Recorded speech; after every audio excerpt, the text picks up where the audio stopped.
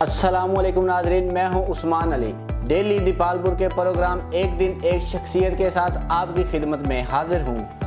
आज के मेहमान नौजवान सियासी और समाजी शख्सियत PTI सदर सिटी दीपालपुर अंजुमन बज़्म गुलामान मुस्तफ़ा से ताल्लुक़ रखते हैं, जिनका नाम है सैयद नकी गिलानी साहब। तो गिलानी साहब, क्या हाल है? बिस्मिल्लाहिर्रहमानिर्रहीम। अल्हम्दुलिल्लाह जी, ठीक ठाक, बहुत मेहरबानी, आप तशरीफ़ लाए। सैयद साहब, आप सियासत में आए हैं। सियासत जो है रवायती तरीके से पाकिस्तान में अरूज पर है। आप सियासत में क्या नया लेके आए, लोगों के लिए क्या डिलीवर करना चाह रहे हैं? सियासत जो है जी, वो बेसिकली तो अवाम की खिदमत का एक नाम लिया जाता है। जो आपने बात की है सियासत में जिद्दत, तो जहाँ तक मेरी अपनी ज़ात का ताल्लुक़ है या जो हमारी फैमिली का ताल्लुक़ है, हमने ये लाजमी कोशिश की है कि सियासत से मुनाफिक को हटा दिया जाए। और मेरा ख्याल है अगर सियासत से मुनाफिक हट जाए तो ये सबसे बड़ी जिद्दत है। प्लस उसमें एडअप्स हैं, आप लोगों के लिए अवेलेबल हो जाएं, लोगों के काम आएँ, उनके जायज़ काम के लिए आप ताईं जितनी कोशिश हो सकती है उसे आप किसी भी इम्तियाज़ी या गैर इम्तियाज़ी सलूक के बगैर आवाम तक डिलीवर किया जाए और लोगों को उनकी हकूक़ लेने में उनकी हेल्प की जाए। आज से पहले PTI में शामिल होने से पहले आप नून लीग में थे, तो जब नून लीग की हुकूमत ख़त्म हुई है उसके बाद आप पाकिस्तान तहरीक इंसाफ में आप लोगों ने शमूलियत अख्तियार कर ली। बाकायदा एक मुनज़्ज़म ग्रुप के तहत आप लोग सारे PTI में शामिल हुए। इसके पीछे क्या प्लान था आपका? जैसे कि आपको पता जी, मेरे वालिद साहब डिस्ट्रिक्ट प्रेसिडेंट रहे PMLN के और तकरीबन 40 साल तक वो PMLN से वाबस्ता रहे। मैंने भी 2008 में PMLN के प्लेटफॉर्म से इलेक्शन लड़ा था। जब पार्टी की पॉलिसी सिर्फ इलेक्टेबल्स को ही नवाजना हो तो फिर जो निचले लेवल का जो वर्कर होता है वो एक हद तक वो साथ चलता है, उसके बाद वो डिसहार्ट हो जाता है। जब आपने इलेक्टेबल्स को ही चूज़ करना है, उन्हें अपने साथ लेके चलना है, तो जो एक वर्कर है, जो एक नज़रियाती वर्कर है, जिसने पार्टी के लिए मेहनत की होती है, एफर्ट्स की होती हैं, वो एक ऐसा टाइम आता है जब वो कहता है कि यार अब इस पार्टी में हमारे लिए कोई जगह नहीं है। जब आप फंड इलेक्टेबल्स को देंगे, जब आप उनके कहने पे तबादले होंगे, उनके कहने पे सब कुछ मामला चलेंगे, नौकरियां उनके कहने पे जाएंगी। बल्कि यहाँ तक तो मैं ये भी कहता चलूँ कि जब पैसे लेके नौकरियाँ देने की बात है, जब पैसे लेके काम कराने की बात है, तो फिर हम जैसे जो लोग हैं उस मामले में शायद आके फेल हो जाते हैं। इसलिए हम लोग अपनी जगह जो है इन पार्टियों में उस लेवल तक नहीं बना सकते। PTI में आने का जो मकसद था वो सिर्फ ये था कि इमरान खान साहब की जो क़यादत थी, जो मैं पहले भी मुतअद्दिद दफ़ा कह चुका हूँ कि खान साहब का जो एक नारा था कि हमने जब चलना है तो नबी पाक सल्लल्लाहु अलैहि वसल्लम की सुपरविजन में उनके मामलात को देखते हुए रियासत मदीना का जो एक कॉन्सेप्ट था, मुझे तो वो खान साहब का जो एक नारा था वो बड़ा अपील किया। और दूसरा ये था कि इस मुल्क को जो माफिया है, जो करप्ट माफिया है, जिन लोगों ने आके मुल्क की जो ऐसी की तैसी कर दी फाइनेंशियली और बाकी भी मामलात में, ऐसे ऐसे लूप होल्स हैं कि आज तक जो पाकिस्तान है वो उसकी जो है वो अपनी पोजीशन पर वापस नहीं आ सका। तो PTI में आने का सिर्फ फ़कत मकसद यही था कि अवाम की बेहतर तरीके से खिदमत की जा सके, इमरान खान के विजन के मुताबिक लोगों को ग्रास रूट लेवल तक उन्हें उनके हक दिलाया जाए। तो नून लीग दौर में ख़त्म नबूवत के हवाले से एक सिलसिला चला था, मूवमेंट जो उनके ख़िलाफ़ चली थी, तो कहीं आप लोग उससे मुतनफ़र हो गए तो नहीं नून लीग से अलहदगी इख्तियार किया आप लोगों ने? जी बिल्कुल, ये आपकी बात ठीक है। आपको मैं याद दिलाता चलूँ कि यहाँ पे एक बहुत बड़ी महफिल होती है 39D में। वहाँ पे मेरे वालिद साहब ने इस बात का इरादा भी किया था और ऐलान भी किया था कि जब ये मामला स्टार्ट हुआ था ख़त्म नबूवत वाला, और उस टाइम मेरे वालिद साहब हम लोग इस्लामाबाद में थे, और तब भी वालिद साहब ने ये बात उठाई थी कि जब तक मियाँ साहब इस बात की कोई क्लैरिफिकेशन नहीं देते या इस कानून को वापस नहीं लेते, हम मुस्लिम लीग नून का हिस्सा नहीं होंगे। और इस बात का वालिद साहब ने ये बात ऐलान एक बहुत बड़े मजमे में भी की थी, और हमने वेट किया 2018 की इलेक्शंस तक। तो इस बात पे कोई सॉलिड मियाँ साहब का कोई बयान आएगा, मियाँ साहब की पार्टी की तरफ से कोई बयान आएगा, लेकिन अफसोस इस बात पे बहुत ही सर्दमोरी का दिखाई गई और इस पर कोई खातिर खा जो था वो मामला आगे नहीं आया। ضمنی الیکشن جو ہے ہمیشہ پاکستان میں روایت رہی ہے کہ جو پارٹی حکومت میں ہوتی ہے وہی لوگ جیتتے ہیں، لیکن اس بار نتائج مختلف آ رہے ہیں، پی ٹی آئی کو شکست کا سامنا ہے، اس کی وجہ آپ کیا سمجھتے ہیں؟ جہاں پہ بہت سارے جو ہیں معاملات ایسے ہو چکے ہیں جو پی ٹی آئی کی حکومت سے ابھی تک سیٹل نہیں ہوئے، جس میں جو مہنگائی ہے وہ سر فہرست ہے۔ میں سمجھتا ہوں کہ پی ٹی آئی حکومت جب تک آپ کی ڈیلی بیسک کی جو نیڈز ہیں، جیسے گھی ہے، آٹا ہے، چینی، پیٹرول ہے، ان کی قیمتوں کو کنٹرول میں نہیں لائے گی، عوام جو ہے وہ پی ٹی آئی کی طرف راغب مشکل سے ہوگی۔ اور ابھی آپ نے ہی بات کی ہے کہ پی ٹی آئی جو ضمنی الیکشنز 21 میں ہوا ہے، اس میں لوگوں نے برعکس جا کے ووٹ دیا ہے، تو میرا خیال ہے یہ جمہوریت کا بہترین حسن ہے۔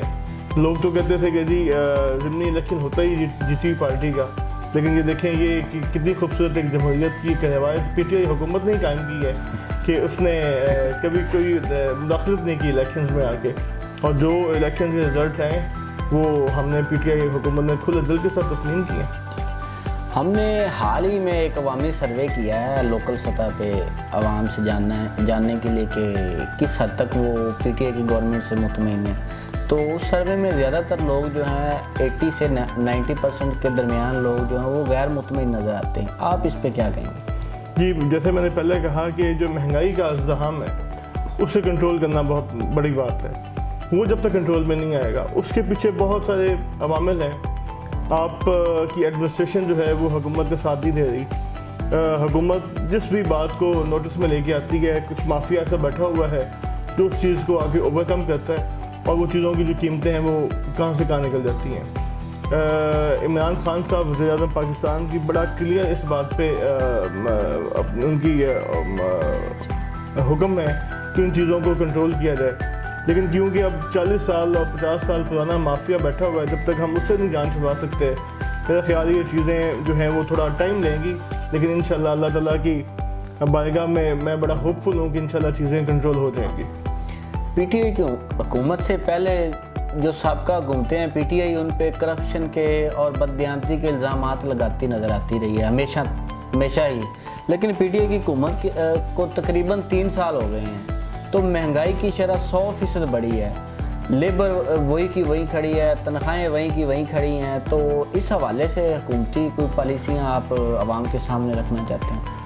جی، ایک تو ابھی ریسنٹلی 25% کا اضافہ ہو گیا، ہاں وہ بھی احتجاج ہوا ہے اس وجہ لیکن ہو گیا، اضافہ ہو گیا، کیونکہ مہنگائی کی وہی بات ہے کہ مہنگائی ایک ایشو ہے اس وقت، یہ اس ملک میں بہت بڑا ایشو ہے، لیکن اس کے برعکس ہم یہ بھی دیکھیں کہ اس حکومت نے آ کے ایسی قسطیں پے کی ہیں پچھلے جو کہ 20 سال میں 30 سال میں پے نہیں ہوئی، آئی ایم ایف کے لونز واپس ہوئے ہیں، ابھی ریسنٹلی بہت بڑی ایک جو اماؤنٹ ہے وہ واپس گئی ہے۔ سعودی عرب جو ہمارا بڑا اچھا دوست تھا، میں تو مجھے یہی کہوں گا کہ سو کالڈ دوست تھا، جس نے اپنے مفاد کے لیے تو پاکستان کو ساتھ ملایا، لیکن جب پاکستان کی مفاد کی بات آئی تو اس نے انڈیا کے ساتھ دوستیاں نبھا لیں، دبئی نے ایسے کیا، تو یہ تھوڑا مشکل وقت ہے، جب اپنے ساتھ چھوڑ جاتے ہیں تو پھر اللہ تعالیٰ کی جو ہے اس ذات پہ میرا خیال ہے آنکھیں بند کر کے یقین بھی ہونا چاہیے۔ کچھ دن ہیں جو مشکل ہیں، تو بڑا میں ہوپ فل ہوں کہ انشاءاللہ بڑی اچھی صبح ہوگی، اور یہ جو ملک ہے اس میں بڑا پوٹینشیل ہے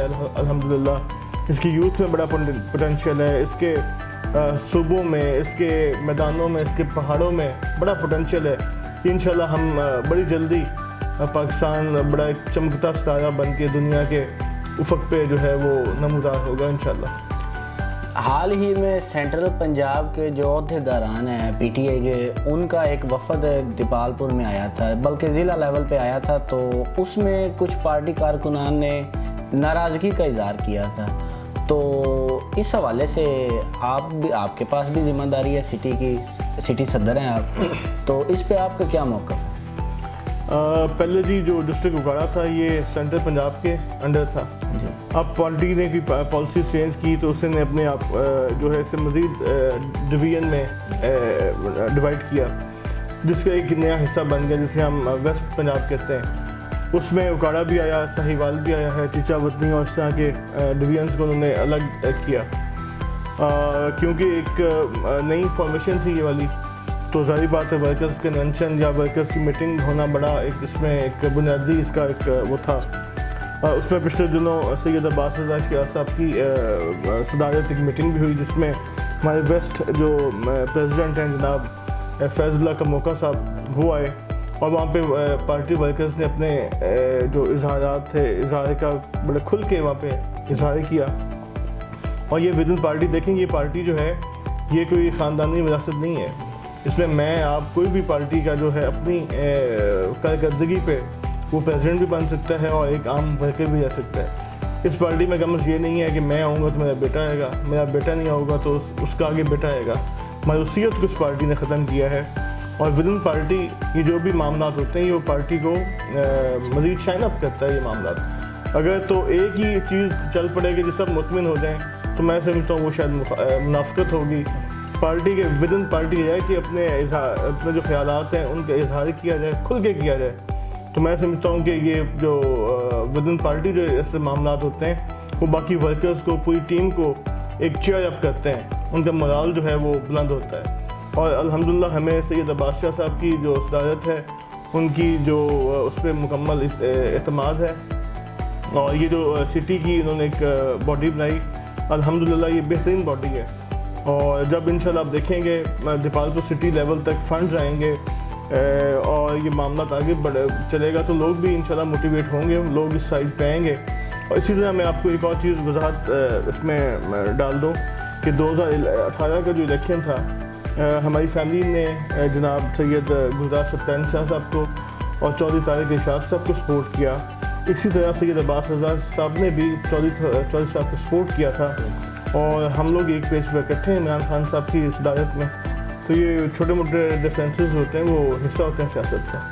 پاکستان جب پی ٹی آئی کی حکومت آئی تو پاکستان کی حکومت نے اعلان کیا کہ پاکستان کو ایک سیاحتی جو ہے علاقہ ڈکلیئر کیا. تو اس حوالے سے حکومت پاکستان نے کافی جو ہے اقدامات بھی کیے.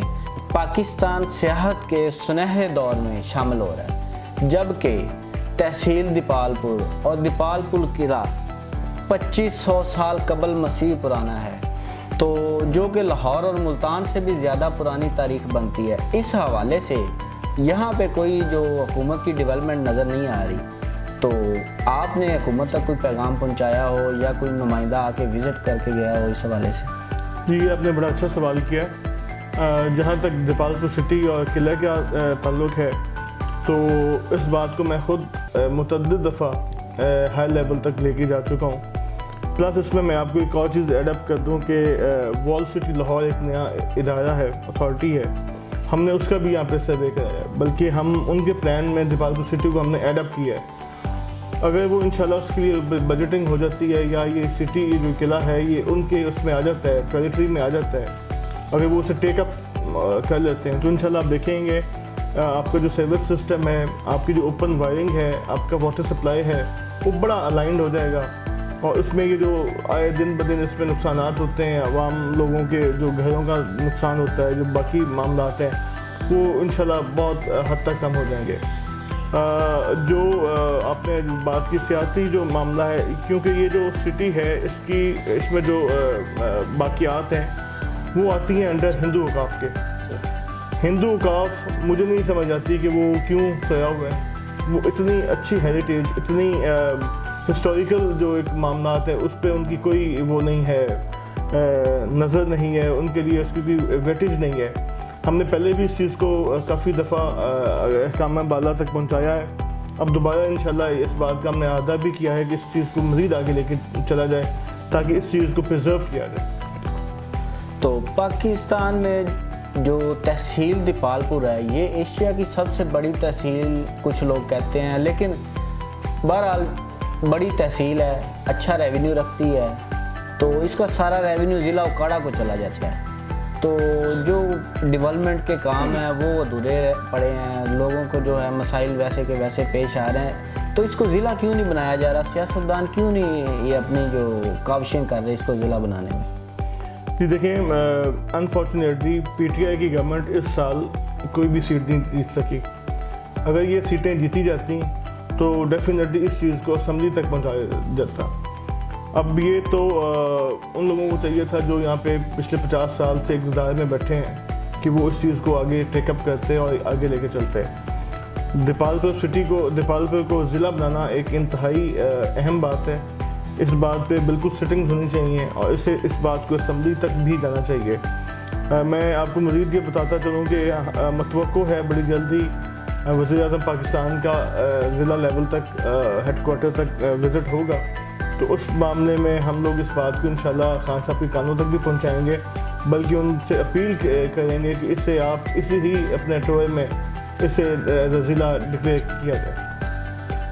تو یونیورسٹی کے حوالے سے ایگریکلچر کا کیمپس دیپالپور میں آیا, سیاستدانوں کی ذاتی چپکلش کی وجہ سے وہ وہاڑی شفٹ ہو گیا, اس کے بعد وہ اب رینالہ میں یعنی کہ شفٹ ہوا ہے ریسنٹلی. تو اس حوالے سے آپ کا کیا موقف ہے؟ جی یہ بہت بڑی زیادتی ہے دیپالپور کے ساتھ, کیونکہ جو تعلیم ہے وہ بڑا ایک آپ کا بنیادی پلر ہے کسی بھی نیشن کو, کسی بھی جو آپ کی معاشرہ ہے اسے بلڈ اپ کرنے میں. دیپالپور میں یونیورسٹی کا قیام بالکل ہونا چاہیے. ہم لوگ بھی اس بات پہ جب سید رضا علی گیلانی صاحب منسٹر تھے, ہم نے تب بھی اس بات کو ان تک لے کے گئے تھے کہ آپ خدا کے لیے جو دیپالپور سٹی کی آئیڈینٹی ہے اسے کسی نہ کسی یونیورسٹی کے ساتھ منسلک کیجیے. انہیں یونیورسٹی کا جو قیام ہے یہاں پہ آنا چاہیے.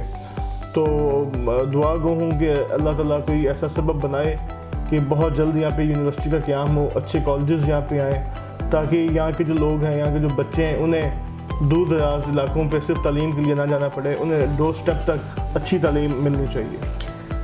آپ کو تقریباً 1 سال ہونے والا ہے پی ٹی آئی کی جو سٹی لیول میں ذمہ داریاں ملی ہیں. آپ نے کوئی ایسے کچھ چند کام کیے ہوں عوام کی فلاح و بہبود کے لیے, وہ عوام کو بتانا چاہتے ہوں یا لوگوں تک اپنا پیغام پہنچانا چاہتے ہیں؟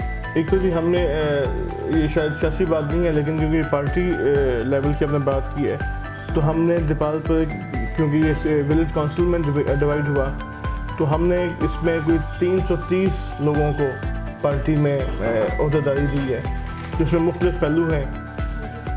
پوری ایک باڈی تشکیل دی جاتی ہے وارڈ لیول پہ, اور الحمدللہ ہم نے 330 لوگوں کو اس پارٹی میں شامل کیا. اگلی بات جو آپ نے کی ہے کہ سٹی کی ڈیولپمنٹ, ہم نے جب یہ گورنمنٹ کا قیام ہوا تھا تو ہم نے چودھری طارق ارشاد صاحب اور سید گلزار سبطین صاحب کی وساطت سے دیپالپور سٹی کے لیے 5 کروڑ روپے کے فنڈز جو ہے مختص کرائے تھے, جس میں مختلف پروجیکٹس تھے. جو مین ڈھکی کے لیے ہم نے 1 کروڑ روپیہ ان سے لیا تھا, جس میں ڈھکی کے لیے 50 لاکھ اس کی سیوریج سسٹم کے لیے اور 50 لاکھ روپیہ اس کی واٹر سپلائی کے لیے مختص ہوا. اسی طرح ہم نے اس میں سے 1 کروڑ روپیہ بلدیہ کے لیے رکھوایا, جو کہ نئی مشینری جس میں جو رکشاز ہوتے ہیں جو آپ کے کوڑا اٹھانے کے لیے, جو اوپر محلوں میں چھوٹی گلیوں میں آ سکیں. اسی طرح مختلف چیزوں میں ہم نے اسے انڈلج کروایا تھا, لیکن انفارچونیٹلی وہ فنڈ جو تھا وہ ابھی تک ریلیز نہیں ہوا, جس کی وجہ سے ابھی تک وہ کام جو ہے وہ آگے پایا تکمیل تک نہیں پہنچ سکا. تعلیمی مسائل ہمارے جو تحصیل دیپالپور کو بڑے عرصے سے گھیرے ہوئے ہیں. ای لائبریری, ٹیکنالوجی کا استعمال ہے, یعنی کہ کمپیوٹر سینٹر کی کمی ہے. تو اس حوالے سے کوئی حکومتی پالیسیاں یا اقدامات آپ لوگ کر رہے ہوں بچوں کی تعلیم کے لیے؟ جی دیکھیں, یہ حکومتی پالیسیز تو بات کی بات ہے, جب تک آپ کے نمائندے پڑھے لکھے نہیں آئیں گے, جب تک آپ کے نمائندوں کی اپنی ای ٹریننگ نہیں ہوگی, تب تک کچھ نہیں ہو سکتا. جب تک ہم وہی تقیانوسی کی سیاست پہ بیٹھے رہیں گے, تب تک تو اس طرح کی چیزوں کو شاید عمل میں لانا مشکل ہوگا. عوام کو چاہیے کہ وہ جب ووٹ دیں تو دیکھیں کہ ہمارا جو ہم نے لیڈر چننا ہے اس میں کوالٹیز کیا ہیں. وہ آیا کہ وہ پڑھا لکھا ہے یا انگوٹھا چھاپ ہے. ظاہری بات ہے جب آپ کا لیڈر پڑھا لکھا ہوگا, وہ ویژنری ہوگا, تو یہ چیزیں اس کے ویژن میں آتی ہیں. وہ ان چیزوں کو اپنی عوام تک ان کی رسائی پہنچائے گا. اور یہ میں وہی سمجھتا ہوں کہ جب تک ہم عوام اس بات کو ریئلائز نہیں کرتے, اپنے لیڈر چننے میں تھوڑا سوچ بچار نہیں کریں گے, تو تب ہم تک شاید ان چیزوں کی رسائی مشکل ہو.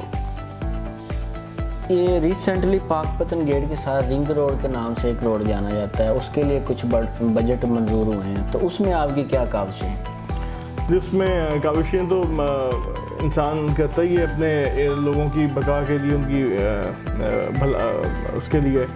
اس میں میں تھوڑا سا بتا دوں، جب میں نے جو ابھی ذکر کیا 5 کروڑ روپے کا، اس میں جب فنڈز آئے تھے تو ہم نے یہ آج سے 1.5 سال پہلے ہی یہ جو اسکیم تھی اس میں نے ہی اس میں ریکویسٹ کی تھی. اس میں قاضی زیرام الحق صاحب تھے، حافظ شبان صاحب تھے، ان کی ریکویسٹ پہ ہم ان چیزوں کو آگے لے کے چلے تھے. اور کیونکہ وہ اس میں ڈیلے اس لیے آیا کہ ہمارے پاس فنڈ نہیں تھے، اب اللہ کرے وہ اس کا ٹینڈر ہو جائے اور اس پہ پیسے لگ جائے. ناظرین، آج کی شخصیت سید نقی گیلانی صاحب کے ساتھ ہمیں اجازت دیجیے گا. اگلے پروگرام میں حاضر ہوں گے ایک نئی شخصیت کے ساتھ. اپنا خیال رکھیے گا. اللہ حافظ.